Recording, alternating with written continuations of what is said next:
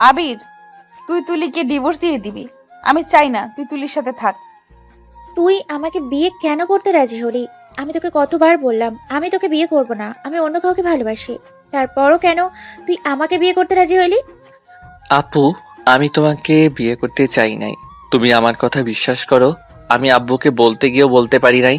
আব্বু আমাকে ভয় দেখায় আমি যদি বিয়ে না করি তাহলে আব্বু আত্মহত্যা করবে, আর বড় আব্বু রেগে গিয়ে আমাদের বের করে দিবে। বের করে দিলে বের হয়ে যাবি? তোর কি শরম করে না এইভাবে আমাদের ঘাড়ে বসে খেতে? এখন বুঝছি তুই আমাকে বিয়ে করতে এই জন্যই রাজি ছিলি। আমাকে বিয়ে করতে পারলে তো তুই এই বাড়িতে রাজত্ব করতে পারবি। আর চাচ্চুর আত্মহত্যার করবে এই মিথ্যে নাটক আমার সামনে করবি না। আপু, একদম ফালতু কথা বলবে না। আমার তোমাদের সম্পদের দিকে নজর দিয়ে বয়ে গেছে, আর আমার আব্বুর আত্মহত্যা নিয়ে আমি মিথ্যা বলবো তোমার মনে হয়? তুলি আবিরের গালে ঠাস ঠাস করে থাপ্পড় মেরে কলার টেনে ধরে বলল। আমি ফালতু কথা বলছি? আবির নিজের গালে হাত দিয়ে তুলির দিকে তাকিয়ে আছে। আবিরের চোখ বেয়ে এক ফোঁটা পানি বের হতে আবির সাথে সাথে নিজের চোখ মুছে বলে। আপু, আমার কলার ছাড়ো, আর তুমি চিন্তা করো না। তোমাকে আমি রাতুল ভাইয়ের সাথে বিয়ে দিব। শুধু আমাকে কিছু মাস সময় দাও, আমি তোমাকে খুব তাড়াতাড়ি ডিভোর্স দিয়ে দিব, আর আমি আমার আব্বুকে নিয়ে এই বাড়ি থেকে চলে যাব। তোর কথাটা যেন মনে থাকে। তুলি কথাটা বলে আবিরকে ধাক্কা দিয়ে সরিয়ে দেয়। আবির নিজেকে সামলাতে না পেরে খাটের উপরে পড়ে গেল। তুলি ওয়াশরুমে চলে গেল। আবির খাট থেকে ওঠে, বেলকনিতে গিয়ে আকাশের দিকে এক প্রাণে তাকিয়ে থেকে বলল। আম্মু, তুমি আমাদের এভাবে কেন ছেড়ে চলে গেলে? কেন? আম্মু, তোমাকে অনেক মিস করছি। আজ তুমি থাকলে হয়তো আমার সাথে এমন হতো না। তুমি নিশ্চয়ই তোমার ছেলেকে বুঝতে। আম্মু, আমার খুব কষ্ট হচ্ছে। আম্মু, তুমি আমাকে কেন নিয়ে গেলে না? কেন আমাকে একা এই দুনিয়াতে পাঠিয়ে নিজে চলে গেলে আম্মু? আবির কথাগুলো ভাবতে ভাবতে নিজের চোখের পানিগুলো ফেলতে লাগলো। তুলি ওয়াশরুম থেকে ড্রেস চেঞ্জ করে এসেছে দেখে আবির রুমে নেই। তুলি ওইদিকে পাত্তা না দিয়ে ওর বয়ফ্রেন্ড রাতুলকে কল দিল। ওর বয়ফ্রেন্ডকে কল দিলে ওই আর রিসিভ করে না। এইটা দেখে তুলি কান্না করতে লাগলো। তুলি একের পর এক টেক্সট করতে লাগলো, কিন্তু রাতুল কোনো এসএমএস এর উত্তর না দিয়ে ব্লক করে দেয়। তুলি এতে অনেক রেগে যায়। রেগে টি টেবিলের উপরে রাখা ফুলদানিটা এক আছাড় দিয়ে ভেঙে ফেলল। আবির ভাঙার শব্দ পেয়ে দৌড়ে ভেতরে এসেছে, দেখে তুলি ভাঙচুর করছে। তুলির কাছে গিয়ে আবির বলল। আপু, শান্ত হও। কি শুরু করলে? কি হয়েছে আমাকে বলো। আমি তো বলছি তোমাকে আমি ডিভোর্স দিয়ে দিব, তারপরও কেন এমন পাগলামি করছো? তুলি রেগে সামনে থাকা আরেকটা ফুলদানি দিয়ে সোজা আবিরের মাথায় বাড়ি মারল। আবির সাথে সাথে ফ্লোরে পড়ে গেল। আবিরের মাথা দিয়ে রক্ত ঝরতে লাগলো।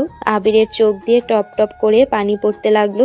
তুলি আবিরের কলার ধরে একের পর এক থাপ্পড় মারতে লাগলো, আর চিৎকার করে বলতে লাগলো। তোর সমস্যাটা কি? তুই কেন আমার সুখ দেখতে পারোস না? তুই ছোটবেলায় নিজের মাকে খেয়ে ফেলছস, আমার কাছ থেকে আমার আম্মুকে কেড়ে নিয়েছস। আমার আম্মু তোকে আমার থেকে বেশি ভালোবাসে, তারপরও আমি তোকে কিছু বলি নাই। আমার কাছ থেকে আমার শখের জিনিস কেড়ে নিতি, তাও আমি তোকে কিচ্ছু বলি নাই। কিন্তু কিন্তু শেষবার তুই আমার ভালোবাসার মানুষটাকেও হারিয়ে ফেললাম শুধুমাত্র তোর জন্য। কেন তুই এমন করছস? কেন তুই আমার থেকে সব কেড়ে নিস? কেন বলতে পারিস? আমার সুখ কেন তোর সহ্য হয় না? আজ আমি তোকে মেরেই ফেলবো। আবির মাথা চেপে ধরে শুধু চোখের পানি ফেলতে লাগলো। তুলি আবিরকে ছেড়ে দিয়ে রুমের চারিপাশ দেখে একটা দরজার কাছে একটা লাঠি দেখে দৌড়ে গিয়ে লাঠি নিয়ে এসেছে। আবিরকে পেটাতে লাগলো। আবির চিৎকার করতে যাবে তার আগে আবিরকে বলল। খবরদার, তুই যদি চিৎকার করস তো জিহ্বা আমি কেটে দিব। ওয়েট, তোর চিৎকার করা বের করছি। তুলি আবিরের মুখের ভেতরে ওড়না দিয়ে দেয় জোর করে। আবির ওড়না সরিয়ে ফেলে বলতে লাগলো। আপু, আমাকে মেরেও না। আমি ইচ্ছে করে তোমার ক্ষতি করতে চাই নাই। আমি সত্যি এই বিয়ে করতে চাই নাই। আপু, আমাকে ছেড়ে দাও। চুপ, একদম চুপ, একটাও কথা বলবি না। কথাগুলো বলে আবিরকে ধরে মারতে লাগলো। আবির ব্যথায় চিৎকার করতে গিয়েও করল না। আবির মুখের ভিতর হাত ঢুকিয়ে দিয়ে সব মার হজম করতে লাগলো। তুলি পিটাতে পিটাতে ক্লান্ত হয়ে ফ্লোরে হাঁটু গেড়ে বসে কান্না করতে লাগলো। আবিরের সারা শরীর রক্তাক্ত হয়ে গেছে। আবির তুলির দিকে তাকিয়ে শুধু চোখের পানি ফেলতে লাগলো। আবির রিয়ার কাছে গিয়ে বলল, আপু প্লিজ কান্না করো না। আমি তোমার কাছে রাতুল ভাইয়াকে ফিরিয়ে দিব। প্লিজ এভাবে ভেঙে পড়ো না। আমি তোমাকে কথা দিচ্ছি, তোমাকে আমি ভাইয়ার হাতে তুলে দিবই। তুই আর কি তুলে দিবি? হ্যাঁ, ওই আমাকে ব্লক করে দিয়েছে সব জায়গা থেকে।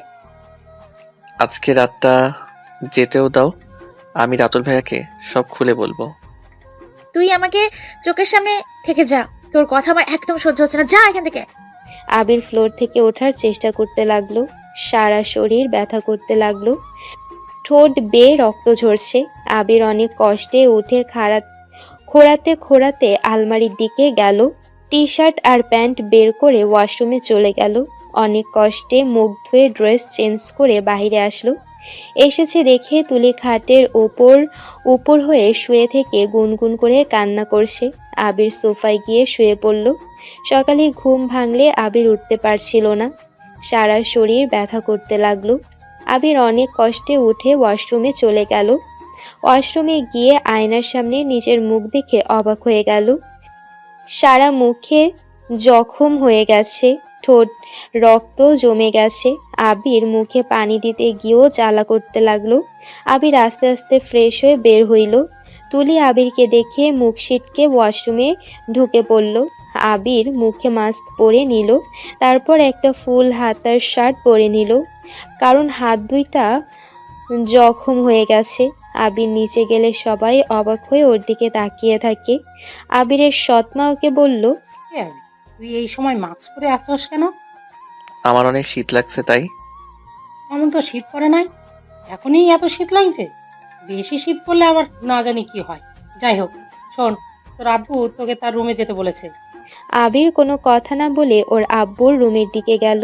ওর আব্বুর রুমের সামনে গিয়ে বলল, আব্বু আমাকে ডাকছিলেন? ভিতরে আয়। আবির ভেতরে গেলে আবিরের আব্বু আবিরের দিকে তাকিয়ে বলল, কি ব্যাপার, এত শীতও তো পড়ে নাই যে সকাল সকাল মাস্ক পরতে হবে। আমার ইচ্ছে হয়েছে তাই পড়ছি। আপনি কি বলবেন সেটা বলেন। তুলি মামনি কি তোকে মেনে নিয়েছে? হ্যাঁ, কেন? ও যাক, ভালোই হইল। আমার তো হয়েছিল, তোকে হয়তো মেনে নেবে না। আর কোনো কথা আছে কি? কি ব্যাপার, তোর এত তাড়া কেন? এখানে বস, আয়। আবিরের আব্বু আবিরের হাত ধরলে চমকে যায়। তাড়াতাড়ি করে কপালে হাত দিয়ে বলল, কি ব্যাপার, তোর শরীর এত গরম কেন? তোর তো অনেক জ্বর এসেছে। তুই এখানে বস, আমি জ্বর মাপার যন্ত্রটা নিয়ে আসি। দরকার নাই, আমার কাজ আছে। আবির চলে যেতে নিলে ওর আব্বুর হাত ধরল। আবির হাত সরিয়ে দিয়ে চলে যেতে লাগলো। আবিরের আব্বু হাত টান দিয়ে রুমে নিয়ে এসেছে। খাটে বসিয়ে মাস্ক খুলতে আবিরের আব্বু যেন হতভম্ব হয়ে গেল। আবিরের আব্বু বলল, তোর ঠোঁট কেটেছে, কি হবে? সারা মুখে রক্ত জমে গেছে, কি হয়েছে? আবির, সত্যি করে বল, তোকে কে মারছে? উফ, নাটক করেন না তো। আমার কিছুই হয় নাই, আমাকে যেতে দিন। আপনি যা চাইছিলেন সেটা আমি করছি, তাই আমি মনে করি আপনার কোনো কিছুতে উত্তর দিতে বাধ্য না আমি। আবির উঠে রুম থেকে বের হয়ে গেল। আবিরের আব্বু কিছু বলতে গিয়েও বলতে পারল না। আবির সোজা ছাদে চলে গেল। আবিরের মাথা চক্কর দিতে লাগলো। আবির নিজেকে সামলাতে না পেরে মাথা ঘুরে ছাদের উপরে পড়ে গেল। আবিরের কাজিনরা সবাই হাসাহাসি করতে করতে ছাদে উঠে এসেছে। আবিরকে পড়ে থাকতে দেখে চিৎকার করে ওঠে। তাড়াতাড়ি করে আবিরকে ধরে রুমে নিয়ে যায়। আবিরের জ্ঞান ফিরলে ও নিজেকে রিয়ার রুমে আবিষ্কার করে। আবির চারিদিকে চোখ বুলিয়ে দেখে সবাই ওর দিকে তাকিয়ে আছে। আবিরের আব্বু এসেছে, বলল, তোর এই অবস্থা, তুই ছাদে গেছিলি কেন? আমি বারবার বললাম যাস না। যদি ছাদ থেকে পড়ে যাইতি তাহলে কি হতো? কি আবার হবে? তোমাদের জীবনে অশান্তিটা চলে যাইতো, সবাই সুখে থাকতে। আবির, এইগুলো কি ধরনের কথা? সরি বড় আব্বু, বাট আমি তো মিথ্যা বলি নাই, সত্যি কথা তো বললাম। এত নাটক কেন করোস? হ্যাঁ, মরতে তো আর পারোস না, ছাদে গেছিস লাফ দিয়ে পড়তি। খুদাই জ্ঞান হারিয়ে সবাইকে টেনশন দিস কে? তুলির কথা শুনে তুলির আব্বু ধমক দিয়ে বলল, এইটা কোন ধরনের কথা? ভুলে যাও না, আবির তোমার স্বামী হয়। আব্বু খবরদার আমাকে ধমক দিবে না। আমি ওকে স্বামী হিসাবে মানি না, আর না কখনো মানবো। আমি যত তাড়াতাড়ি পারি ওকে ডিভোর্স দিয়ে দিব। চুপ একদম, যা এখান থেকে। এটা আমার রুম, আমি কেন যাব? গেলেই আবিরের বাচ্চা যাবে। এই আবির, নাটক কম করে রুম থেকে বের হয়ে যা। আবির কোনো কথা না বলে খাট থেকে উঠতে যাবে, তখনই মাথা চক্কর দেয়। আবির আবার খাটের উপর বসে পড়ে। তুলি এতে রেগে গিয়ে বলে, আবার বসলি কেন? তুলি আবিরের হাত ধরে ধাক্কা দিয়ে খাট থেকে ফেলে দিল। আবির সোজা রিয়ার আম্মুর পায়ের উপরে পড়ল। তুলির আম্মু রেগে আবিরকে তুলে তুলির কাছে গিয়ে ঠাস ঠাস করে চর বসিয়ে দিয়ে বলল, কেউ কিছু বলে না দেখে সাহস বেড়ে গেছে তাই না? থাপ্পড় মেরে গাল ফাটিয়ে দিব। রিয়ার আব্বু, তোমাকে আমি বারবার বললাম রিয়ার সাথে বিয়ে না দিতে, না আমার কোনো কথা শুনলে না। এখন কি হলো? তুলির আম্মু কথা শেষ হতে না হতে আদিবা চলে আসলো। আদিবা আবিরকে দেখে বলল, আবির কি হয়েছে তোর? আর এভাবে সবাই তুলির রুমে ভিড় করে আছো কেন? এসেছে আরেকজন আমাকে জ্ঞান দিতে। তুই মুখ সামলিয়ে কথা বল, থাপ্পড় খাস না। কি রে আবির, তোর ঠোঁট ওখানে রক্ত জমে গেছে কিভাবে? সারা মুখে আঙুলের ছাপ কিসের? কিসের আবার হবে? এইটা নিশ্চয়ই তুলি করেছে। এই আবির, সত্যি করে বল, আর কোথায় কোথায় মারছে? আমাকে উনি মারি নাই। আমি মশা মারতে গিয়ে এমনভাবে ব্যথা পাইছি, আর ছাদে পড়ে যাওয়াতে ঠোঁট কেটে গেছে। মিথ্যা বলিস না। মশা মারতে গেলে কেউ নিজের গালে এভাবে থাপ্পড় দেয় না। রিয়া তোকে কতবার বলছি আবিরের শরীরে হাত না তুলতে, তারপরও কেন তুলছস? আচ্ছা, তোমার কি সমস্যা একটু বলো তো আমাকে। সব সময় আবিরের হয়ে এত ওকালতি কেন করতে আসো? আর তোমাকে আবার বলছি, আমি আবিরের সাথে কি করব না করব এটা আমার একান্ত ব্যক্তিগত ব্যাপার। তোর ব্যাপার? ওই তোর কেনা সম্পত্তি নাকি যে যা ইচ্ছা করবি? ওই আমার বিয়ে করা স্বামী, তাই ওকে আমি মারবো নাকি আদর করব এটা আমার একান্ত ব্যাপার না। তাই এখন আর কেউ আমাদের মাঝে লেকচার দিতে আসবে না। অনেককে সবার লেকচার শুনছি। এইবার সবাই বের হয়ে যাও আমার রুম থেকে। তুলির কথা শুনে কেউ আর কিছু বলতে পারে না। সবাই এক এক করে তুলির রুম থেকে বের হয়ে গেল। আবিরের আব্বু আবিরের দিকে অসহায়ভাবে তাকিয়ে থাকলো। তুলির আব্বু আম্মু রেগে রুম থেকে বের হয়ে গেল। আবির চলে যেতে নিল। আদিবা আবিরের হাত ধরে বলল, আবির, তুই তুলিকে ডিভোর্স দিয়ে দিবি। আমি চাই না তুই তুলির সাথে থাক। ও ও আমার সাথে থাকবে? আমি নিজেই ওকে ডিভোর্স দিতে চাই। আমি আজকেই উকিলের কাছে যাব। ওকে, চলে যা, এখনই যা। তোর মতো মেয়ে আবিরের যোগ্য না। আমি যদি গতকাল এখানে থাকতাম তাহলে কখনোই তোদের বিয়ে হতে দিতাম না। যখন ভাঙতে পারোই নাই, সেখানে এত কথা না বলেই আমার রুম থেকে বের হও। আবির, আমার সাথে চল। আদিবা আবিরের হাত ধরে আবিরকে ওর রুমে নিয়ে গেল। রুমে নিয়ে গিয়ে খাটের উপর বসিয়ে দিয়ে কান্না করতে লাগলো। আবির আদিবাকে কান্না করতে দেখে বলল, আপু, কান্না করছো কেন? তুই এই বিয়ে করতে রাজি কেন হলি? তুই জানতি না আমি তোকে কতবার বলছি আমি তোকে পছন্দ করি? তারপরেও তুই রিয়াকে কিভাবে বিয়ে করলি? বিয়ে করলি ভালো কথা, তোর কি অবস্থা করছে একবার দেখছস? আমি তোমাকে সব সময় বড় বোনের নজরে দেখেছি, কখনো অন্য কিছু কল্পনা করতে পারি না। আমি কোথায় অনার্স পড়ি, আর তুমি শিক্ষিকা হতে চলছো। ও আমি সিনিয়র আর তুলি তো ছোট, তাই না? উনি আমার 2 বছরের সিনিয়র। না, ওই তোর ছোট হয়। যা তুলির কাছে যা। আমি তো বুড়া, আমাকে কেন ভালোবাসবি তুই? আমার মাথা যন্ত্রণা করছে, প্লিজ আপু। তুই শুয়ে পড়, আমি ড্রেসটা চেঞ্জ করে আসছি। আবির আদিবার খাটে শুয়ে পড়ল। আবির শীতে কাঁপতে লাগলো। আদিবা ফ্রেশ হয়ে ড্রেস পরে এসেছে দেখে আবির কাঁপছে। আদিবা আবিরের কাছে গিয়ে কপালে হাত দিয়ে দেখে জ্বর এসেছে। আদিবা কম্বল আর লেপ বের করে আবিরের শরীরের উপর দিয়ে দিল। আদিবা আবিরকে বলল, সকালে কিছু খাইছস? না। আদিবা আর দেরি না করে নিচে চলে গেল। নিচে গিয়ে একটা প্লেটে করে খাবার নিয়ে রুমে চলে আসলো। আবিরের পাশে বসে আবিরের মাথায় হাত বুলিয়ে দিতে দিতে বলল, এই আবির, উঠে অল্প খাবার খেয়ে মেডিসিন খেয়ে নে। আমি খাবো না, আমার ক্ষুধা লাগছে না, আমার অনেক শীত লাগছে। খাবার খেয়ে মেডিসিন নে, তারপর তুই ঘুমিয়ে যা। আবির আদিবার জোড়াজুড়িতে উঠল। আতশোয়া হয়ে বসলে আদিবা আবিরকে খাওয়াই দিতে লাগলো।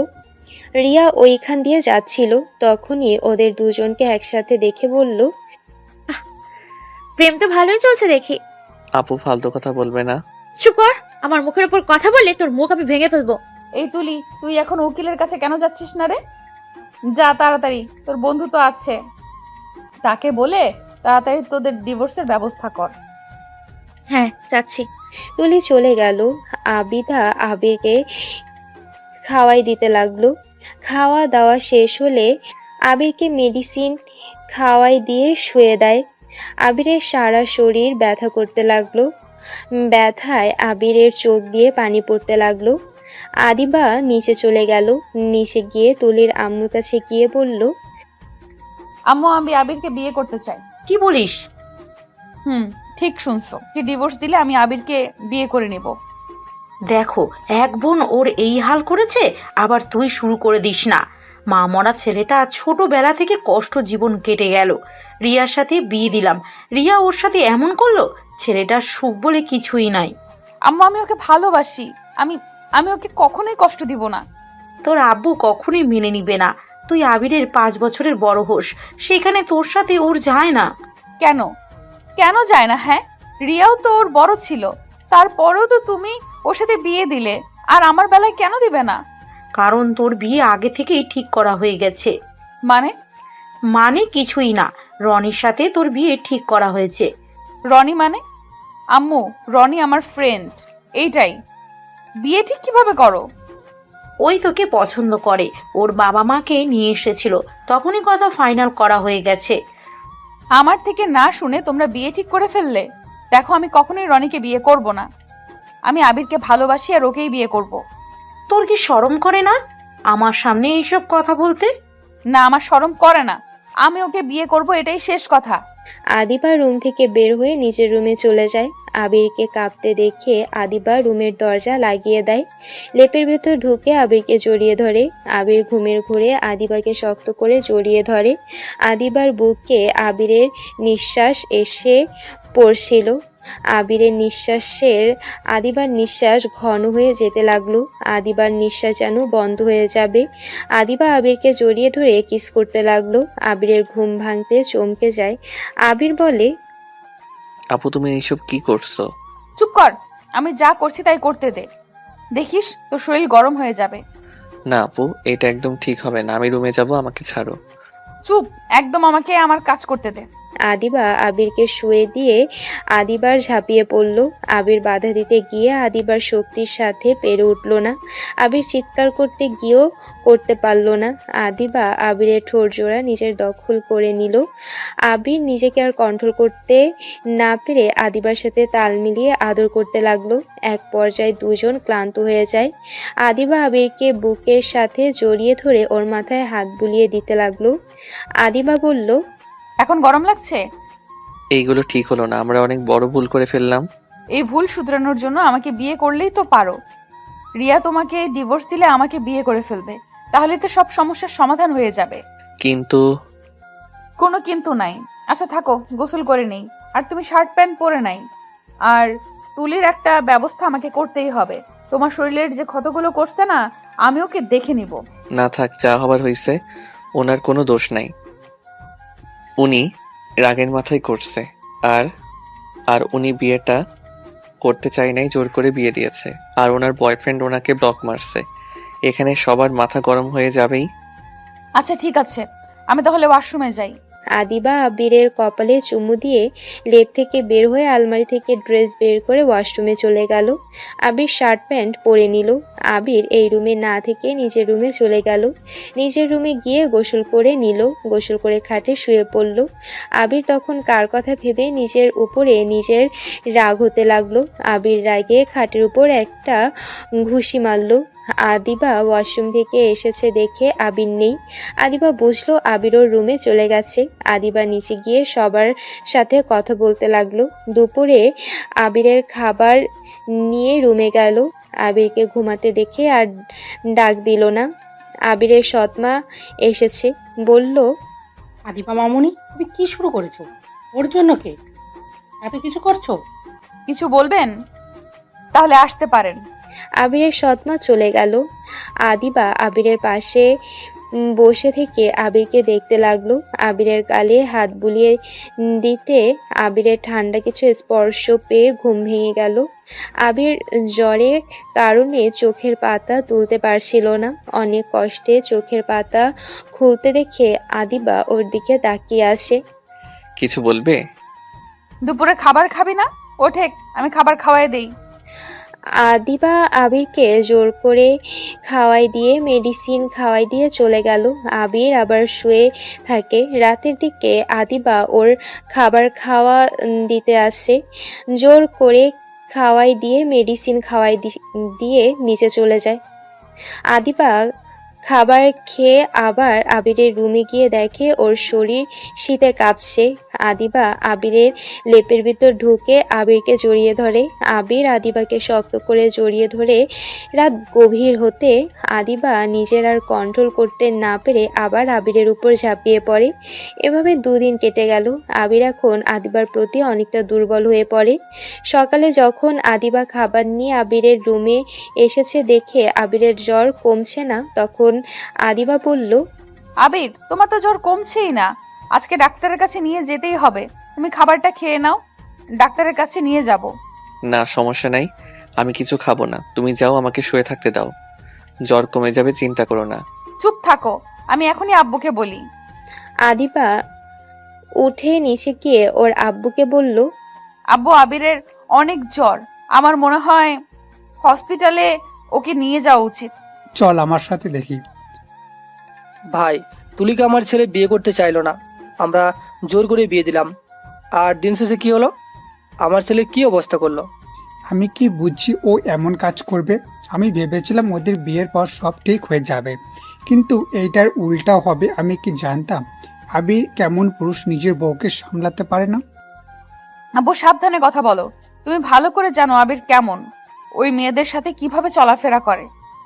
ওই মেয়েদের সম্মান করার জন্য এত অত্যাচার করার পর কাউকে কিছু বলে না। আর তুমি এত বউ সামলাতে পারলে আম্মুর মুখের উপর কথা বলতে পারো না কেন? আদিবা, বেশি হয়ে যাচ্ছে কিন্তু। ভুলে যাও না, উনি তোমার আব্বু। আমি ভুলি নাই, যা সত্যি তাই বললাম। যাই হোক, আবিরকে হসপিটালে নিয়ে যেতে হবে। আমাকে কেউ সাহায্য করলে করো, না হলে আমি একাই ওকে নিয়ে যাব। আদিবা কথাটা বলে চলে গেল। আদিবার সাথে আবিরের আব্বু, তুলির আব্বু আম্মু গেল। সবাই আবিরকে ধরে গাড়িতে তুলে হসপিটালে নিয়ে গেল। আবিরকে হসপিটালে ভর্তি করিয়ে দেয়। 8 দিন পর আবির সুস্থ হয়ে বাড়িতে আসে। বাসায় আসলে তুলি আবিরকে বলে, ওই ওই তো আবির চলে এসেছে। শোন, এই পেপারগুলোতে সাইন করে দে। অনেক কষ্টে 8 দিনের ভেতরে পেপারগুলো বানাইছি। তাড়াতাড়ি আমাকে মুক্ত করে দে, আমি রাতুলকে বিয়ে করে নিব। ঠিক আছে, দেন। আবির তুলির কাছে গিয়ে পেপারগুলো হাতে নিয়ে এক এক করে সাইন করে দিতে লাগলো। সাইন করে দিয়ে তুলির হাতে দিল। হাতে দিয়ে আবির বলল, আব্বু, বড় আব্বু, আপনাদের কথা মতো বিয়ে করেছিলাম। আপনার মেয়ের ইচ্ছে, ডিভোর্স দিয়ে দিলাম। এখন আমি আপনাদের আমার ইচ্ছেটা জানাতে চাই। চাচু, আমি এই বাড়িতে চলে যাব। আমি আর কারো বোঝা হয়ে থাকতে চাই না। আমি আর কারো খেলনার পাত্র হতে চাই না। যে যেমন পারবে আমাকে নিয়ে খেলবে, আর খেলা শেষ হলে আমাকে ছুঁড়ে ফেলে দিবে। না, আর এইসব সহ্য করা সম্ভব না। আর আব্বু, আমি আপনার ছেলে, তাই আপনার কথাতে বিয়েও করেছিলাম। এখন আর আপনি আমার উপরে অধিকার খাটাতে আসেন না। আমার লাইফ আমি বুঝবো কোনটা আমার জন্য ভালো, কোনটা খারাপ। আবির, কোথায় যাবেন? আর আদিবা আপু, তুমি আমার জন্য যা করছো, আমি এই ঋণ কখনো ভুলতে পারবো না। আমি নিজের যেদিন প্রতিষ্ঠান করে আসবো, সেই দিন সবার প্রথম আমি তোমার সাথে দেখা করতে চাই। আবির, পাগলামি করো না। আমি পাগলামি করছি না, আমি সত্যি এই বাড়ি থেকে চলে যাব। সবাই ভালো থাকো, সুখে থাকো। আর বড় আম্মু, আমাকে ক্ষমা করে দিয়েন। আপনাকে কষ্ট দিয়ে থাকলে আমাকে ক্ষমা করে দিবেন। পাগল হয়ে গেছিস? কোথাও যেতে পারবি না। তুই এই বাড়ির ছেলে, এটা তোর বাড়ি। তুই এই বাড়িতে না থাকলে কে থাকবে? আমি এই বাড়ির কেউ না, আর ওইটা আমার বাড়ি না। এটা বড় আপুর বাড়ি, আমি তো মাত্র আশ্রয় নিয়েছিলাম আপনাদের কাছে। যাই হোক, আমার সময় নাই, আমাকে বের হতে হবে। আবির কাউকে কিছু বলার সুযোগ না দিয়ে নিজের রুমে চলে গেল। আর তুলি জোরে জোরে হাসতে হাসতে বলল, চাচু, তোমার ছেলে এত নাটক কেমনে করে? আল্লাহ, ওর নাটক দেখে আমি সত্যিই অবাক। জানো রাতুল, ওকে বাসর ঘরে তখন লাঠি দিয়ে পিটাইছিলাম। ওই একটা কথাই বলে নাই, বোবার মতো মার খেয়ে গেছে। পাগল ছাগল। এত মারার পরও আবার আমাকে বলে তোমার সাথে আমাকে এক করে দিবে। চত্ব সব নাটক। আমার এখন এই বাড়ি থেকে বের হয়ে যেতে বলে। তুলির কথা শুনে আদিবার রাগ উঠে গেল। আদিবা তুলির গালে ঠাস ঠাস করে থাপ্পড় বসিয়ে দিয়ে বলল, চুপ, একদম চুপ, আর একটা কথা বলবি না। আবিরের নামে আর একটা কথা বললে তোর জিভ কেটে নিব। ওই আবিরের জন্য তুমি আমার গায়ে হাত তুলতে পারলে? যার জন্য অত করছো সেই তো তোমাকে ছেড়ে চলে যাবে বলছে। এইসব করে কোনো লাভ নাই। আবির তুলির কথা শুনে আদিবার কাছে গিয়ে বলল, তুমি চিন্তা করো না, আমি একদিন তোমাকে নিতে আসব। সেদিন আমি তোমাকে বউ করে নিয়ে যাব। তুমি আমার জন্য অপেক্ষায় থেকো। আর যদি কাউকে ভালো লেগে যায় তাহলে তুমি তাকে বিয়ে করে ফেলতে পারো। আবির, তুমি কিন্তু বেশি করে ফেলছো। আমি তোমাকে ছাড়া থাকতে পারবো না। এত কিছু জানার পরও কেন তুমি আমাকে ছেড়ে চলে যাচ্ছ? আমাকে এই বাড়ি থেকে বের না হলে আমি কখনো উন্নত করতে পারবো না। সবার অপমান অবহেলা আর সহ্য হচ্ছে না। আদিবা আবিরকে সবার সামনে জড়িয়ে ধরে বলে, না, আমি তোমাকে চলে যেতে দিব না। আমি তোমাকে ভালোবাসি, কতবার বলবো। আর তুমি যদি চলে যাও তাহলে আমাকে বিয়ে করে চলে যাও। আমি তোমার স্ত্রী হয়ে সারা জীবন থাকতে চাই। আমি অন্য কারো স্ত্রী হতে পারবো না। পাগলামি করো না, আমি তোমাকে এখন বিয়ে করতে পারবো না। তাহলে আমি যেতে দিব না। তুমি যদি আমাকে ছেড়ে চলে যাও তাহলে আমি আত্মহত্যা করব। আত্মহত্যা কথা শুনে আবিরের রাগ উঠে গেল। আবির আদিবাকে সরিয়ে দিয়ে বলল, উফ, এই কথা শুনলে মাথা গরম হয়ে যায়। আত্মহত্যা করতে করে কি হবে? যত সব ফালতু হুমকি দাও। যাও আত্মহত্যা করো গা, আর কি যায় আসে। আমি হুমকি দিচ্ছি না, আমি সত্যি এই কাজটা করব বলে দিলাম। পড়লে করো, যাও সাহস থাকলে। চাচাও যেমন করে আমার ভাতিজিও এক হুমকি দেওয়া শুরু করছে। যাও তো করো গা, আমিও দেখতে চাই কিভাবে আত্মহত্যা করো। সত্যিই দেখতে চাও? ওয়েট। আদিবা কথাটা বলে খাবারের টেবিলের উপর থেকে ফল কাটার চাকু নিয়ে এসেছে, গলায় ধরে বলল, ওকে, ভালো থাকো, নিজের যত্ন নিও। আদিবা যেই গলায় পোজ দিতে যাবে সাথে তুলির আম্মু আব্বু চিৎকার দিয়ে বলল, আদিবা, পাগলামি করিস না। ওইটা কিন্তু ধারালো ছুরি, গলা কিন্তু কেটে যাবে। আপু, এই 420 ছেলের জন্য নিজের জীবন দিবে? আপু, চুরিটা রাখ বলতেছি। সবাই আমাকে ক্ষমা করে দিও। আদিবা কথাটা বলে চোখ বন্ধ করে যেই পোজ দিতে যাবে সাথে সাথে আবির দৌড়ে গিয়ে ওর হাত থেকে চাকু ফেলে দিয়ে ঠাস ঠাস করে থাপ্পড় মেরে বলল, ওই পাগল হয়ে গেছে, আমি তো জাস্ট রাগের মাথায় বলছি। তাই বলে সত্যি করে ফেস দিতে হবে ওকে? চলো, আমি তোমাকে বিয়ে করব। আদিবা আবিরের কথা শুনে খুশিতে কান্না করে আবিরকে জড়িয়ে ধরে। আবির আদিবাকে ছেড়ে দিয়ে বলল, বড় আব্বু, আমি আদিবাকে বিয়ে করতে চাই। আপনাদের কথায় একজনকে বিয়ে করছি, এখন আমার নিজের ইচ্ছা আমি ওনাকে বিয়ে করতে চাই। কিন্তু রনির সাথে তো আদিবার বিয়ে ঠিক করা হয়েছে। আমি না করে দিয়েছি, আমি ওকে বিয়ে করব না। আমি ওকে বলে দিয়েছি আমি আবিরকে ভালোবাসি। তোর আম্মু যা বলবে তাই। ওদের দুজনের যখন একে অপরকে ভালোবাসে সেখানে বিয়ে দিতে আমাদের সমস্যা নেই। কিন্তু হ্যাঁ, কোনোদিন যদি জানতে পারি তোদের মধ্যে সমস্যা হয়েছে তাহলে তোদের খবর আছে। আমি কখনোই আবিরকে কষ্ট দিব না। আর আবির, তুমি কি আমার হাত শক্ত করে ধরে রাখবে, নাকি আমাকে মাঝপথে ফেলে চলে আসবে? অন্য কাউকে ভালো লাগলে তার সাথে চলে যাবে না তো? তুমি আমার স্ত্রী হয়ে গেলে সেখানে তোমাকে ছাড়া অন্য কাউকে নিয়ে ভাবা কোনো প্রশ্ন আসছে না। আমার তোমার উপরে বিশ্বাস আছে। ওদের কথা অনুযায়ী কাজী হুজুরকে ডেকে আনে। রাতুলের বাবা মাও চলে আসে। তারপর আবির আদিবার বিয়ের পর রাতুল আর তুলিরও বিয়ে পড়িয়ে দেয়। আদিবা খুশি হয়ে আবিরের হাত ধরে আছে। কাজী আর হুজুরকে বিদায় দিয়ে দিল। আবির আদিবাকে বলল, আমার তো ট্রেন চলে গেল। এখনো ট্রেন ট্রেন করছো কেন? কোথাও যাওয়া যাবে না। আর তোমাকে ইনকাম করতে হবে না। 5 দিন পর আমি স্কুলে জয়েন হব। তোমার পড়াশোনার সব খরচ আমি একাই চালাতে পারবো। না, আমার নিজের পায়ে দাঁড়াতে হবে। বউয়ের টাকায় বসে খেতে পারবো না। ওদের কথা শুনে তুলি রাতুলকে বলল, জান, তোমাকে কিচ্ছু করতে হবে না। আমি পড়াশোনা তো আর 1 বছর আছে, তারপর শিক্ষকতা করব। তখন আমি তোমাকে বসিয়ে খাওয়াবো। আমি ইনকাম করব, তুমি পায়ের উপর পায়ে তুলে বসে খাবে। আর আমার আব্বু টাকার তো অভাব নাই। ওকে জান, এর জন্যই তো তোমাকে আমি এত ভালোবাসি।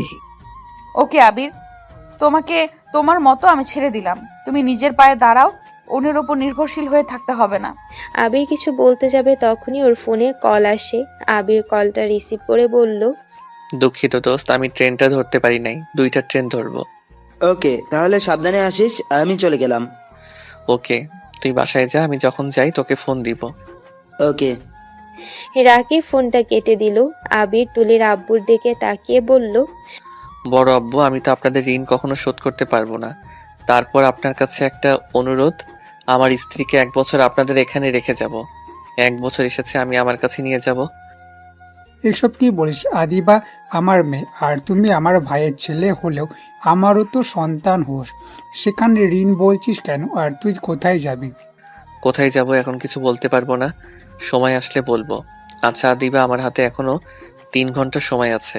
এই 3 ঘন্টা আমি তোমার সাথে ঘুরতে চাই। তুমি কি রেডি হয়ে আসতে পারবে? আবির, না গেলে হয় না? না, হই না। যাও, রেডি হয়ে আসো, আমি তোমার জন্য বাহিরে অপেক্ষা করছি।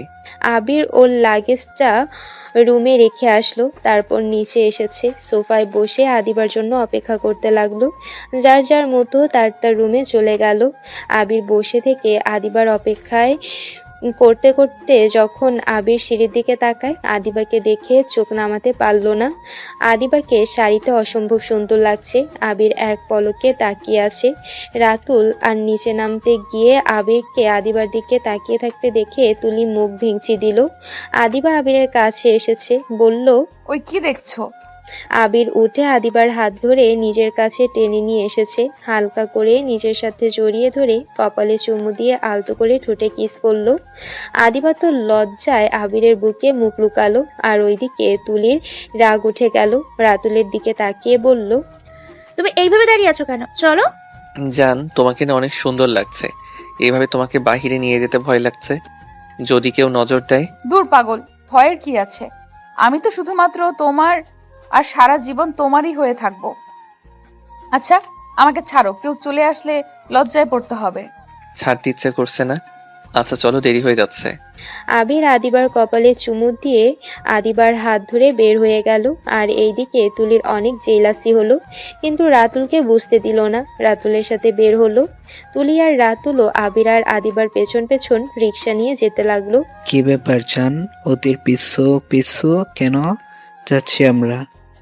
কই ওদের পেছনে যাচ্ছে? আমরা যেখানে ঘুরতে যাব সেখানে এখন ওরা যাচ্ছে, আমি কি করব? তাহলে আমরা অন্য কোথাও চাই। না, ওইখানে ভিউটা সুন্দর বেশি। তুলির কথা শুনে রাতুল আর কিছু বলল না। আবিরের একটা হাত জড়িয়ে ধরে ওর কাঁধে মাথা দিয়ে আদিবা আর আবির রিক্সা করে যেতে লাগলো। রিক্সা থেকে নেমে গাড়ি ভাড়া দিয়ে একটা লেকের পাশে গিয়ে বসলো। আদিবাকে বসিয়ে দিয়ে বলল, তোমার বরের তো তেমন টাকা নাই যে দামি রেস্টুরেন্টে নিয়ে যাবে। যখন টাকা হবে তখন তোমার সব স্বপ্ন পূর্ণ করব। এখন বলো কি খাবে, ফুচকা নাকি চটপটি নাকি কি? তোমার যেটা ভালো লাগে ওইটাই নিয়ে আসো। আবির ওইখান থেকে গিয়ে চটপটি 1 প্লেট কিনলো, সাথে বাদাম, চকলেট আর কয়েকটা খাবার কিনে আদিবার কাছে গেল। আদিবার কাছে দিলে আদিবা বলল, এত কিছু কিনছো কেন? এত কিছু কিভাবে খাবো? ধুর, এখানে অল্প তো খেতে পারবে, আস্তে আস্তে খেতে থাকো। আমাকে একটু তোমার খাওয়া দেখতে দাও। আমি নিজের হাতে খেতে পারবো না। আবির আদিবার কথা শুনে হেসে ফেলল। আবির ওর পাশে বসে চটপটি খাইয়ে দিতে লাগলো। আর এইদিকে তুলি কিছু দূরে বসে আছে। ওদের ভালোবাসা দেখে তুলির খুব রাগ হতে লাগলো। আবির আর আদিবা কথা বলছে আর হাসছে। আবির ওর ফোন বের করে অনেকগুলো পিক উঠিয়ে নিল। আবির একটা মানুষকে বলে ওদের দুজনের পিক তুলে নিল। পিক তুলে ওরা ওইখান থেকে চলে গেল। তারপর আর কয়েক জায়গায় ঘুরে বাসার দিকে আসতে লাগলো। আদিবা আবিরকে বলল, পিকগুলো আমাকে দাও। ওয়েট, দিচ্ছি।